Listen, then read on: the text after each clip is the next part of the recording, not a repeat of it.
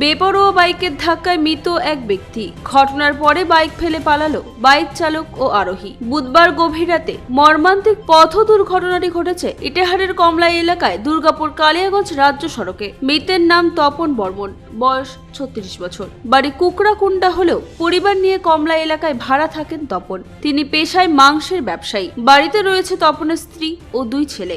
জানা গিয়েছে এদিন রাতে এক পরিচিতের বাড়ি থেকে হেঁটে নিজের বাড়িতে ফিরছিলেন তপন। হঠাৎ কমলা এলাকায় কালিয়াগঞ্জমুখী একটি বাইক বেপরোয়া গতিতে এসে তপনকে ধাক্কা মারে। দুর্ঘটনার ফলে বাইক চালক ও আরোহী সহ তপন রাস্তায় ছিটকে পড়েন। এরপর বাইক চালক ও আরোহী তপনকে হাসপাতালে ভর্তি না করে উল্টে তারা তাদের বাইকটি রাস্তায় ফেলে ঘটনাস্থল থেকে চম্পট দেন।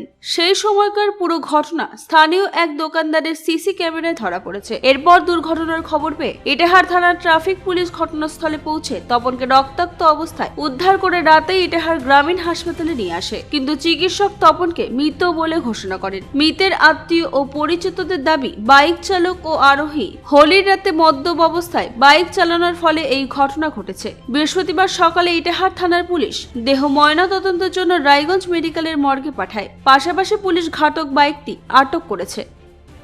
কোথায় বাড়ি? বাড়ি কুনোরে। কি হয়েছে দাদা ঘটনাটা? ও একজন কাকুর বাড়িতে থেকে ওর মেয়েটাকে রাখে আসতেছিল বাড়িতে হাঁটতে হাঁটতে, আর একটা বাইক মধ্য অবস্থায় আসতে ওকে মারি দিয়ে চলে গেছে।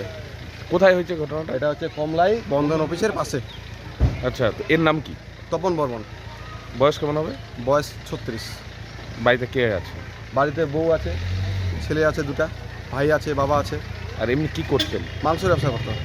কালকে এমনি সব ঠিকঠাকই ছিল? হ্যাঁ, কালকে এমনি ভালো ছিল, রিমাইন্ডে ছিল। রাত কটার দিকে ঘটনা এটা? 12:20, 12:20-24-এর মধ্যে। তা সিসিটিভি ফুটেজ পাওয়া গেছে নাকি? হ্যাঁ, পাওয়া গেছে। কি দেখলেন ওখানে? ওখানে দেখলাম ও হাঁটতে হাঁটতে যাচ্ছিল, একটা বাইক আছে মারা দিচ্ছে। এখন কোথায় আছেন? এখন এই যে থানায় নিয়ে হসপিটালে নিয়ে যাচ্ছি, পোস্টমর্টমে নিয়ে যাচ্ছি। ইটাহার থেকে দিবাকর মজুমদারের রিপোর্ট, কুলিক নিউজ।